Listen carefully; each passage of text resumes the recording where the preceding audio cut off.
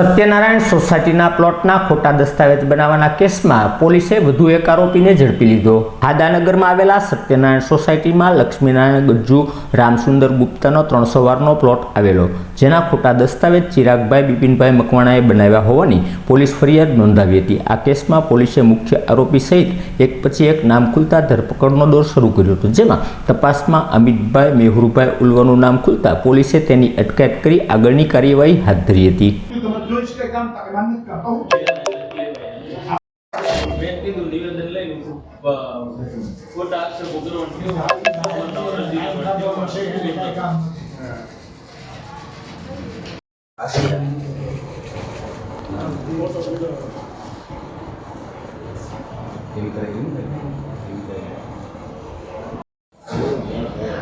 મજા આવી ગઈ છે।